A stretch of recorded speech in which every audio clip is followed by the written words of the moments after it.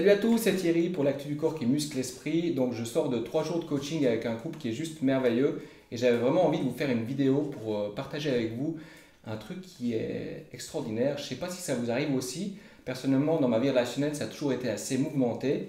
Et puis peut-être que dans votre vie, vous êtes en couple, vous aimez la personne, mais vous ne comprenez pas vraiment ce qui vous arrive parce qu'à la fin, vous déchirez et même vous détestez. Donc si vous êtes dans cette situation-là aujourd'hui, je vous invite à continuer à regarder cette vidéo parce qu'il y aura peut-être éventuellement des réponses qui pourront vous aider dans votre vie relationnelle. Et la deuxième chose qu'on va voir dans cette vidéo, c'est sans doute que si vous êtes comme moi, si vous suivez la chaîne, vous êtes intéressé par le développement personnel. Donc moi, j'y suis énormément de séminaires, de coaching, mais ça ne m'empêchait pas de me sentir perdu de temps en temps, triste, et j'avais pas forcément les réponses. Donc éventuellement, Bruno et Prabha, que je vais vous présenter aujourd'hui, auront éventuellement les réponses pour ces questions-là. Donc merci Bruno, merci Prabha. Merci Donc, à toi Thierry. Vous êtes, Merci à toi Thierry. vous êtes coach, vous êtes auteur, conférencier. On vient de terminer 3 jours de coaching, donc j'ai passé sous le rouleau compresseur et c'était vraiment absolument unique par rapport à tout ce que j'ai vécu avant. Donc je vous présente brièvement Bruno, qui est un artiste à la base, et à son âge de 23 ans, il s'est rendu compte de toutes les histoires en fait, qu'il se racontait à lui-même, qui ne lui aidaient pas forcément dans sa vie.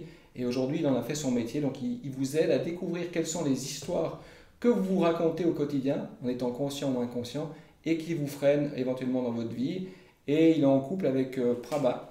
Prabha, toi, tu as vécu une enfance dans une famille un peu dysfonctionnelle, et tu as consacré ta vie entière justement à découvrir à travers l'Inde, les États-Unis et puis l'Europe, toutes les techniques et les stratégies jusqu'au jour où tu découvres ce qu'on va partager aujourd'hui dans la vidéo, l'auto-questionnement qui a littéralement changé ta vie. Absolument Thierry. Ok, bah, je vais commencer avec la première question alors. Donc, comme je l'ai dit tout à l'heure, ma vie relationnelle a toujours été assez mouvementée. Je pense que c'est peut-être le cas des personnes qui nous regardent. Donc, pourquoi, est-ce que vous arrivez à m'expliquer pourquoi, quand on aime une personne, on arrive au final à se déchirer et même jusqu'à se détester? Pourquoi ça se passe, ces choses-là, dans le couple? Eh bien, pour une bonne part, parce que justement, on se raconte des histoires. Mais quelles histoires on se raconte? Depuis l'enfance, on se raconte des histoires. Et en particulier, on se raconte l'histoire que si les choses n'arrivent pas comme on voudrait qu'elles arrivent, on se raconte l'histoire qu'on n'est pas ce qu'on devrait être. Et que c'est parce qu'on n'est pas le petit garçon ou la petite fille qu'on devrait être que ça ne se passe pas comme on voudrait. Ok, est-ce que tu as peut-être un exemple concret qui puisse illustrer ce que tu viens de nous expliquer là, peut-être en jouant un rôle avec Prabha, où on peut voir le jeu qui se passe dans notre vie? J'aimerais dire quelque chose. Vas-y. Et je trouve que c'est important quand Bruno dit on se raconte des histoires, ce n'est pas on se raconter des histoires conscientement, tu sais. C'est vraiment, on se fixe dans des habitudes de pensée, dans des interprétations, dans des situations très pénibles qu'on a vécues tous dans l'enfance. Même dans les meilleures familles, un enfant qui par exemple se trouve avec des parents merveilleux mais super impeccables, il se sent complètement en insuffisance vis-à-vis de ses parents qu'il idéalise et qui devient comme des idéaux inatteignables. Alors, il commence à adopter une identité mentale, une vision de lui-même, une image de lui-même qui le fait souffrir énormément par comparaison à ces idéaux extraordinaires que sont les parents. Alors, évidemment, dans cette circonstance, il se raconte une histoire. Et l'enfant se raconte une histoire et cette histoire est pénible, quoi que ce soit les circonstances. Et comme résultat, il fixe, parce que ça se passe comme ça, notre cerveau se fixe cette histoire et cette histoire devient un personnage qu'on incarne comme si notre vie en dépendait. Alors, quand on a incarné ce personnage, on amène avec soi dans les couples ces personnages et ça nous produit beaucoup de problèmes parce qu'évidemment notre partenaire ne connaît pas quel personnage on a incarné. Nous ne connaissons non plus les personnages qui ont incarné notre partenaire et surtout on ne sait pas même comment les identifier. Donc, si on n'a pas identifié l'histoire qu'on se raconte, si on n'a pas identifié le personnage qu'on a cru être dans le passé par les interprétations qu'un petit enfant a fait sans savoir comment ça s'est passé, alors dans la vie intime, on régresse en âge. On fait une régression d'âge et on commence à vivre des situations douloureuses qui nous ont touchés dans le passé. Mais ça se présente maintenant dans les couples et on ne se rendait pas compte. C'est quand même très difficile à se rendre compte de ce qui se passe.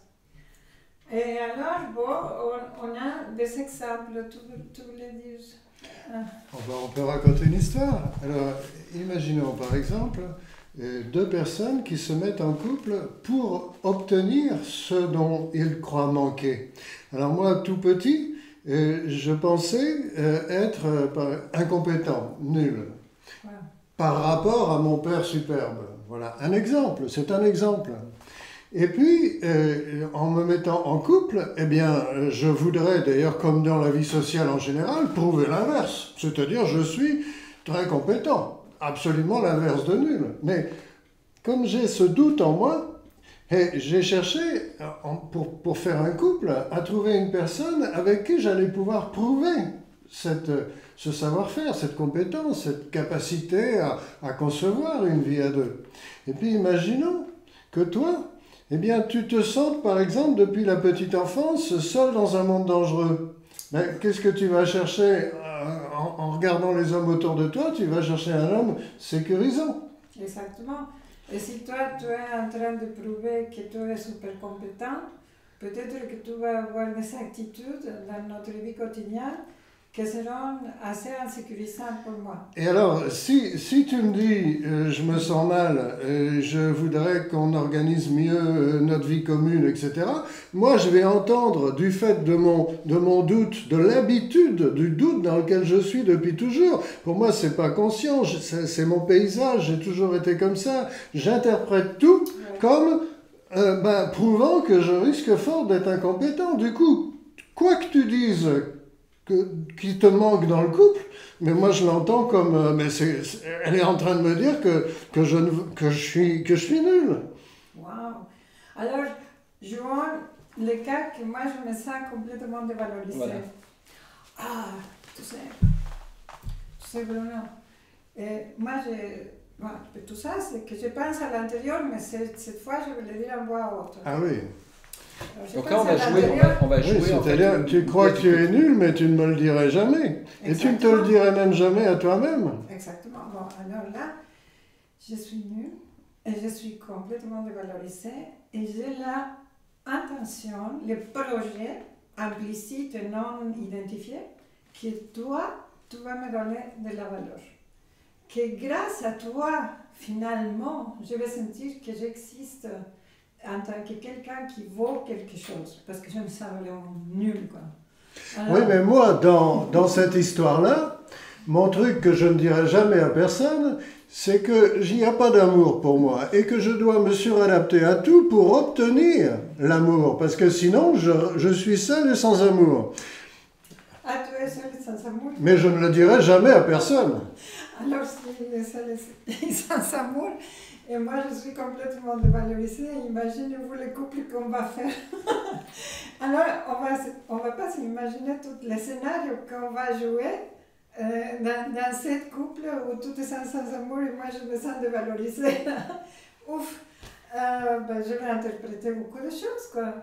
Comment, par exemple, une personne qui, j'ai envie de dire, qui souffre de cette croyance-là, comment elle communique avec son partenaire? Qu'est-ce qu'elle lui dit avec cette blessure, comment elle va communiquer avec lui? Qu'est-ce qu'elle va lui dire? Est-ce que tu as des exemples de comment, par exemple, dans un couple, une personne qui se sent dévalorisée, elle va dire quoi à son partenaire?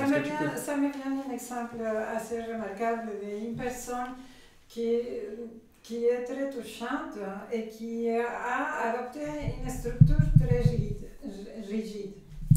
Mais en fait, elle se sentait avant qu'elle vienne avec nous vraiment nulle, quoi. Mais nulle de chez nul. Alors elle trouve un homme finalement merveilleux.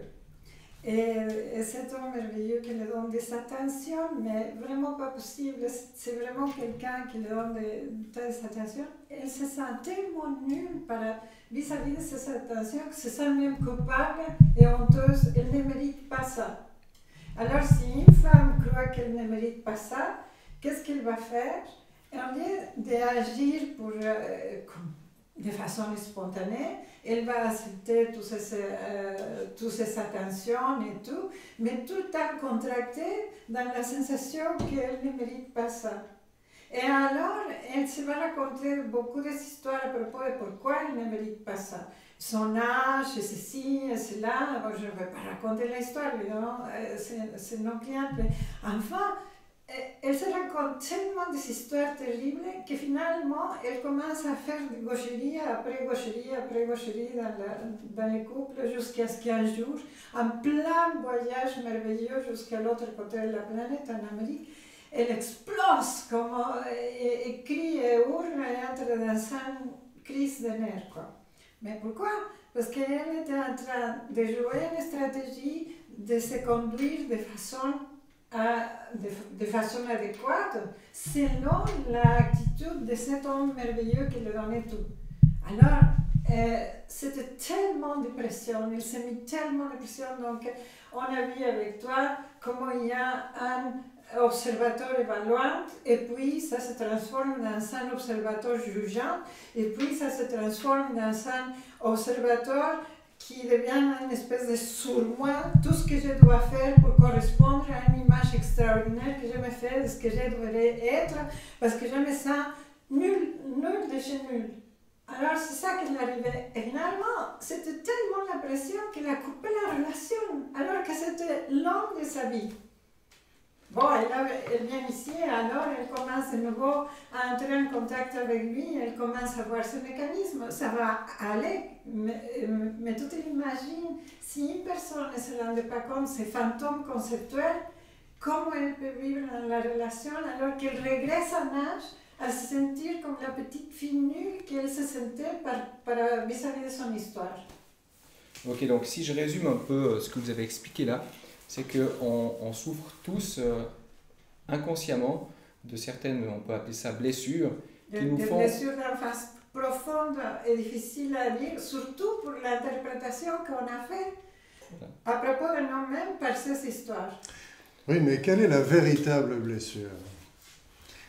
La véritable blessure, la véritable souffrance, c'est de se définir, quand on est tout petit sans s'en rendre compte, par rapport aux événements, par rapport à des interprétations de ce qui arrive, et ensuite de se prendre comme existant par rapport à cette définition. Voilà. Si je crois vraiment tout petit que j'existe, en tant que sans amour, je ne le dirai jamais à personne, mais c'est au fond de moi, je le crois vraiment. Il n'y a pas d'amour pour moi, je ne sais pas aimer, je ne sais pas être aimé. Si je le pense vraiment que c'est mon existence, que c'est moi qui suis comme ça, alors j'interpréterai tous les événements qui vont arriver comme prouvant bien ça. Si par exemple, Prabha qui serait dans l'idée « je ne vaux rien », elle serait tout le temps dans l'insatisfaction, dans des demandes, pour des demandes que je la fasse exister, que je la fasse valoir, que je la admire, etc. Mais ces demandes, je ne pourrais pas les remplir. Mais ça dirait de moi quoi? Ça confirmerait qu'effectivement je suis sans amour. Et c'est là que ces demandes que je pourrais ou pas combler, en tout cas, elles me feraient terriblement souffrir, ces demandes, parce qu'elles me reconfirmeraient dans cette vieille souffrance sur laquelle je me suis assis pour essayer de ne pas la voir, et ce que j'essaye d'endormir, mais qui se réveillerait à chaque fois qu'une demande que je n'arrive pas à combler me serait faite. Alors, qu'est-ce qui se passerait? Voilà, un couple imaginaire dont chacun voudrait aller vers l'autre, mais en fait, ce sont deux fantômes conceptuels qui voudraient aller l'un vers l'autre. Un fantôme de moi-même, pas aimé, sans amour, et un fantôme de toi-même qui ne vaudrait rien. Et ces deux fantômes-là, ils n'arrêteraient pas de se renvoyer des balles dures, confirmant et entretenons leur souffrance. C'est pour ça qu'on n'arrête pas de dire, si vous voulez vraiment sentir simplement l'amour tout court, quoi, et ce n'est pas un amour super spécial, ce n'est pas un amour extraordinaire, ce n'est pas une question d'ouvrir le cœur, ce n'est pas une question d'avoir l'amour, je ne sais pas, sublime. Simplement sentir l'amour qui est là, simplement débarrassez-vous des barrières qui se sont construites à propos de l'amour, contre l'amour. Et comment se débarrasser de cette barrière si on ne va pas investiguer quels mécanismes nous habitent, comment ces mécanismes se sont installés dans notre vie, quelles sont les conditions précisément dans un contexte familial où on se dit qu'il devrait avoir de l'amour, dans ce contexte familial, comment se sont installées cette barrière contre l'amour. Et c'est ça qui nous intéresse de faire avec tout le monde, qui se déchire ou qui est un doute d'entrer et de vraiment s'ouvrir à l'intimité. Ce n'est pas une question d'ouvrir le cœur, c'est une question de s'ouvrir à la vraie intimité d'adulte à adulte. Et ça, c'est dans le moment présent. Mais si on arrive dans cette couple, avec des représentations du passé, avec des projections dans le futur, on n'est jamais là avec la personne qu'on aime. C'est hyper intéressant ce que vous dites. Et bon, moi j'ai passé 3 jours avec eux et je peux vous dire que je me vois aujourd'hui d'une manière totalement différente qu'il y a 3 jours en arrière. Donc grâce à Bruno et Prava, j'ai pu voir, si tu veux, les personnages que je jouais en quelque sorte au quotidien. Donc on a pu déterminer 2 personnages, donc c'est un processus assez long et c'est assez incroyable comme ça va en profondeur et comme on voit clair dans la manière qu'on a de réagir. Donc si je prends un exemple un petit peu rigolo là, c'est je discute beaucoup avec mes amis qui sont en couple et souvent il y a la même réflexion qui vient de leur femme ou de leur copine qui leur dit tu me vois pas, tu me regardes pas, tu penses qu'à ton travail. Donc ça, si j'ai bien compris, c'est un personnage qui souffrirait de quelque chose qui parle à son compagnon. La femme qui dit tu me regardes plus, tu me prends pas dans les bras, tu regardes les autres, tu travailles, ça c'est une réaction. Oui, mais attends, ça pourrait être une réalité. Ben oui. Si l'homme, comme disait Bruno, est dans sa position de je suis incompétente, et alors pour devenir super compétente, je travaille, et je ne regarde personne, je suis hypnotisée. Et du coup, il revient épuisé à la maison, point final. Ça peut arriver. Mais par contre, ça pourrait aussi être faux, et ça pourrait être une sensation qu'a cette femme vis-à-vis de l'installation d'une fixation sur le manque, sur la sensation de manque. Si j'arrive ici avec mon couple avec une sensation profonde de manque, mais écoute, peu importe ce qu'il fait, lui il ne va jamais remplir ce manque. Alors le manque, qu'est-ce que c'est? C'est pas ni juste ni faux. Ce qui se passe, c'est que si j'ai acquis tout petit la croyance que je ne vais exister, je ne vais sentir la vie en moi, que si l'autre me regarde avec admiration. Alors l'autre, il pourra toujours me regarder avec admiration et avoir des attentions, il n'y en aura jamais assez. Ce sera toujours interprété comme pas assez. Et ça serait comme un puits sans fond, quoi. Ben voilà. D'après ce que tu dis, il y a 90% des femmes qui auraient ce... Ah non, j'ai pas dit ça. Non, c'est moi qui le suppose. Parce que j'entends souvent. Et puis c'est pas plus féminin que masculin. Ouais, non, on est d'accord. On rencontre des hommes qui ont grandi dans cette croyance, je n'existerai que si je brille. Ouais. Et alors, j'en ai jamais assez. Si j'ai cru ça, et si c'est le petit garçon qui croit ça, mais le petit garçon, il est toujours là à crier au secours, reconnaissez-moi, reconnaissez que je brille.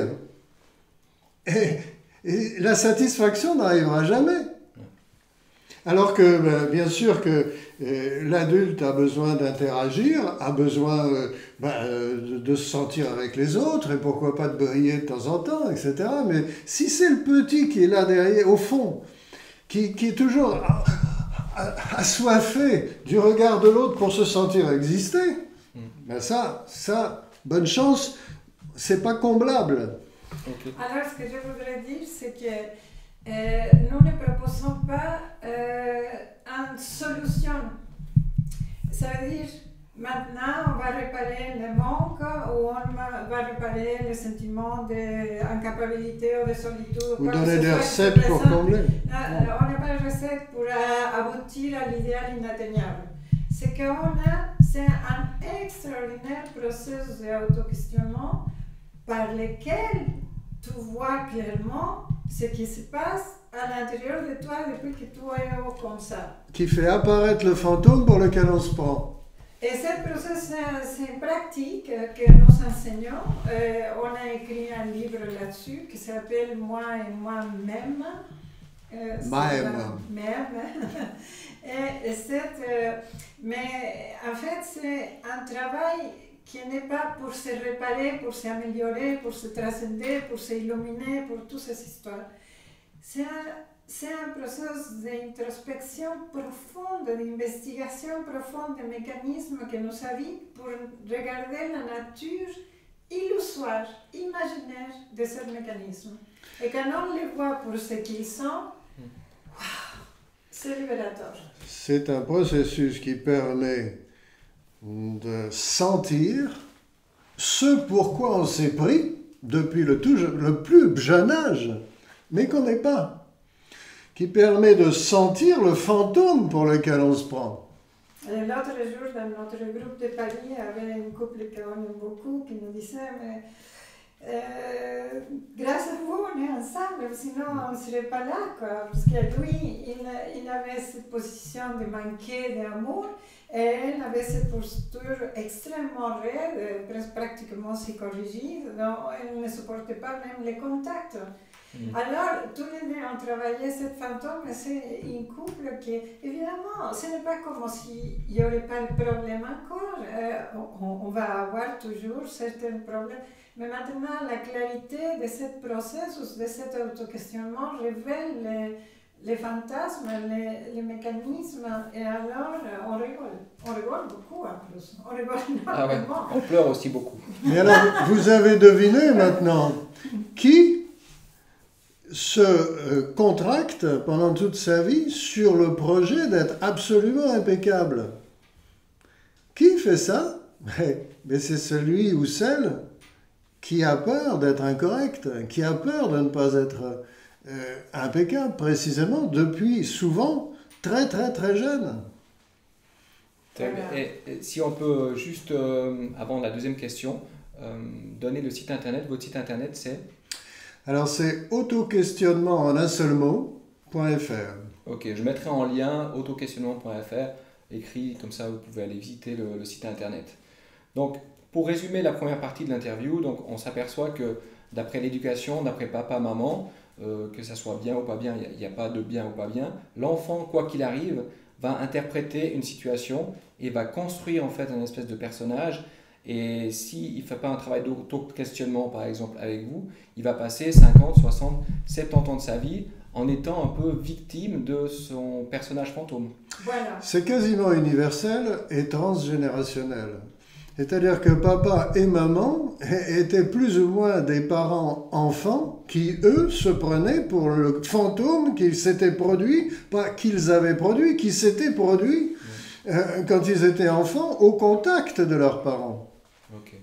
Alors, je t'assure, si j'aurais eu la possibilité d'avoir ce processus d'auto-questionnement à ton âge, ma vie aurait été complètement différente. Et j'ai beaucoup de plaisir à travailler, une passion, on a tous les deux une passion de partager ça, parce qu'on sait ce que c'est souffrir dans les couples. Et voilà, il faut profiter, parce qu'en plus on n'est pas trop jeune maintenant. Oh là là. Non, c'est vrai que si vous avez l'opportunité de passer 3 jours, moi j'ai ressenti beaucoup de passion déjà, beaucoup de bienveillance, beaucoup de, j'ai envie de dire, de vérité. Et puis si vous avez l'occasion de vivre ces 3 jours d'auto-questionnement, parce qu'il propose également 3 jours, vous allez vraiment vous redécouvrir. On ne dit pas que ça va changer toute la vie, mais au moins il y a une espèce d'image claire de comment on réagit. Et les exercices qu'on pratique sont vraiment fabuleux. En tout cas, merci beaucoup. Merci à toi Thierry. Et si on a le temps pour la deuxième question, on a le temps? Ouais. Alors, comme vous savez, je suis passionné par le coaching, j'ai suivi beaucoup de séminaires. Et dans les séminaires, on rencontre des fois des gens qui suivent également beaucoup de séminaires, beaucoup de coaching, et qui sont toujours tristes, toujours déprimé. Donc on a l'impression que tous ces séminaires, finalement, ça sert à rien. Et tous ces séminaires, on nous fait croire un paradis virtuel, plus d'amour, plus d'argent, plus de ci, plus de ça. Et finalement, si on observe, la plupart du temps, ça ne marche pas. Pourquoi? Alors il se passe un phénomène quasiment universel aussi. C'est que si, depuis la petite enfance, je me crois moins que humain, moins que bien, et que j'interprète ce moins vivant, j'interprète ce moins comme ceci ou comme cela, ça c'est très varié suivant les personnes, mais pour rester simple, si je me crois moins, alors je vais passer ma vie à chercher à être plus, à chercher à être à un idéal.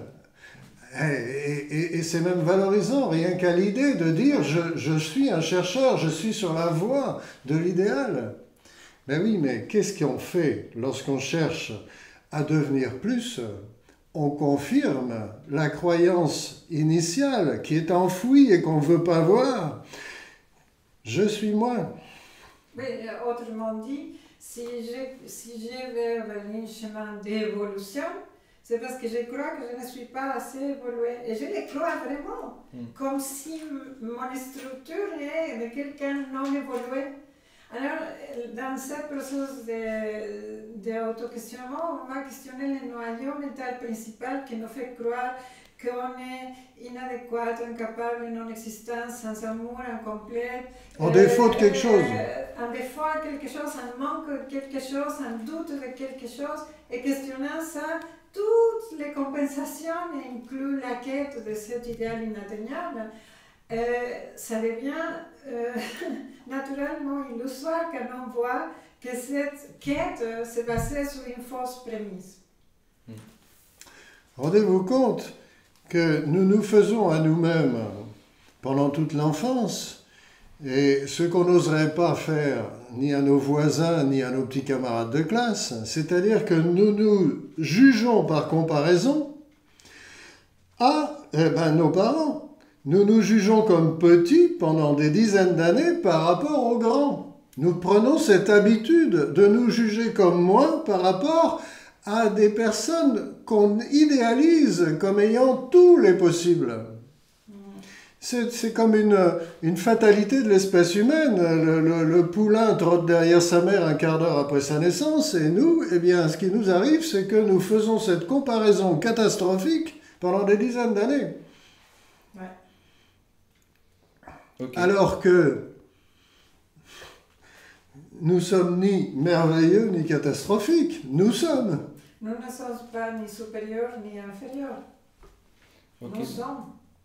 Donc si je me positionne là comme le grand gourou de la capacité de réussir sa vie et de devenir millionnaire, et que je te dis Bruno, j'ai la solution pour que tu sois un jour comme moi, c'est que de l'illusion. Si j'appuie sur quelque chose chez toi qui est dysfonctionnel. Exactement. J'aurais tendance à me dire, si Thierry a besoin d'apparaître comme le grand gourou qui a la solution à tout, c'est peut-être qu'il en doute. Et c'est peut-être qu'il espère déclencher chez moi un réflexe d'infériorité qui va lui donner du pouvoir. Ça me parle. Moi, j'étais dans beaucoup de groupes le long de ma vie, précisément dans la quête de solutionner, de résoudre mes problèmes. Et en fait, j'ai passé dans des situations où les grands gourous de la thérapie ou les grands gourous spirituels étaient là. Et en général, les gens étaient en régression d'âge. Ça veut dire régression en âge, mais ça, je l'ai compris beaucoup plus tard que moi. En tout cas, ce que je croyais être était complètement en régression d'âge face à cette image extraordinaire de celui qui me présentait une solution pour une chose qu'il ne m'expliquait pas, et que j'étais complètement hypnotisée par mon moi de la petite enfance. Ça demande une explication. Régression d'âge, que veut dire Prabha par là? On devient plus jeune. Quand on est entre grandes personnes et que tout va bien, assis autour d'une table entre amis, on peut raisonner entre grandes personnes, tranquille. Mais si le mental interprète un événement comme inquiétant par rapport à son expérience, il va se se raccrocher à des vieux, à des vieux mécanismes, à des vieux espoirs de sécurité par rapport à des vieux doutes. Et par exemple, si dans une conversation entre amis comme ça, l'un des convives a peur d'être simplement inadéquat, voilà. Il est, je sais pas, le paysan qui sort de son champ dans sa tête alors qu'il est au milieu de citadins qui savent briller, qui sont venus avec des belles voitures, etc. Et s'il a ce doute vis-à-vis de lui-même, eh ben, si dans la conversation il y a quelque chose qui sort, qui ravive ce doute, eh ben, par exemple, il va piquer un phare, ou bien il va bafouiller, ou il va se prendre les pieds dans le tapis, et puis du coup, ça va confirmer qu'il n'est vraiment pas ce qu'il devrait être. Ouais, ça me parle parce que c'est un petit peu mon cas, tu vois. Donc, moi, je viens d'un petit village et j'ai certainement certains fonctionnements dysfonctionnels. Et quand je me trouve, comme tu viens d'expliquer là, avec des gens qui, soi-disant, ont mieux réussi, il y a ce petit garçon à l'intérieur de moi qui, j'arrive à voir, après les 3 jours avec vous, j'arrive à voir que je suis en réactivité, en réaction. Donc, c'est vraiment super intéressant. Voilà. Et c'est précisément ce qui se passe beaucoup dans les couples. Il y a une constante régression en âge. Et si on peut voir cette régression pour ce qu'il est, simplement, ce sont des mécanismes sécuritaires de l'enfant pour se confirmer. Mais en fait, c'est une confirmation complètement illusoire, imaginaire. Et quand on le voit pour ce qui est, on peut être simplement ici, dans ce que nous donne la vie, le moment présent. Et alors, bien sûr, comme on l'a beaucoup constaté en travaillant ensemble, et ces mécanismes transgénérationnels qui produisent du jugement de soi et des tas de perturbations à la relation, mais personne n'en est individuellement responsable. Voilà. Ça se produit. Et ça se produit et ça se reproduit tant qu'on croit qu'on est ce fantôme pour lequel on se prend. Mais il n'y a pas de responsable, encore moins de coupable dans cette histoire transgénérationnelle. Bon, j'espère que c'est rassurant pour tout le monde. Donc, autant pour les filles qui veulent... parce que dans les conférences de coaching, on apprend qu'un garçon aime être admiré, il aime être libre, puis une femme, elle a besoin d'attention, elle a besoin qu'on l'écoute. Mais on peut donner toute l'attention qu'on veut à une femme qui se sent sans valeur, ou on peut admirer autant qu'on veut un homme qui se sent nul, ça ne va rien changer. Exactement. Voilà. C'est une bonne conclusion. Bon, écoutez, je vous remercie. Si vous avez des questions pour Bruno et Prabha, laissez en commentaire en dessous de cette vidéo. Si vous pensez que cette vidéo elle peut aider des gens, partagez-la. Et je vous invite à rejoindre le site internet www.autoquestionnement.fr pour poser des questions à Bruno et Prabha et vivre, si vous avez l'occasion, ces 3 jours absolument remuants. Ouais. Et je laisse le mot de la fin peut-être à vous. C'est pas le mot de la fin. Et nous vous proposons 1 heure, une rencontre, faire connaissance pendant 1 heure par Skype, gratuitement, sans aucun engagement. Comment c'est passé avec toi? Voilà, exactement. Moi, j'ai eu Bruno justement sur Skype. On a fait un peu connaissance et puis après, je suis venu 3 jours ici chez les Ch'tis. Et en plus, chez les Ch'tis, ouais. À toi le mot de la fin. Et en plus, on a des possibilités de groupes. Et bon, tout se trouve dans le calendrier. Et bientôt, peut-être, on a la possibilité de faire un groupe en Suisse. En Suisse. Ouais. Donc, si cette interview vous a parlé, si vous avez envie qu'on crée un groupe en Suisse, laissez des commentaires en dessous de cette vidéo ou écrivez-moi un mail à tdarbelet@me.com. Et puis on peut mettre sur pied un week-end découverte de l'auto-questionnement en groupe. Voilà. Un petit groupe, genre une vingtaine de personnes, de façon à pouvoir vraiment travailler à la fois avec chacun et avec l'ensemble. À la chasse aux fantômes. À la chasse aux fantômes. Okay. Si vous voulez partir à la chasse aux fantômes, écrivez un commentaire. Allez, merci beaucoup, Bruno. Merci. Et surtout, passez à l'action. Ciao, ciao.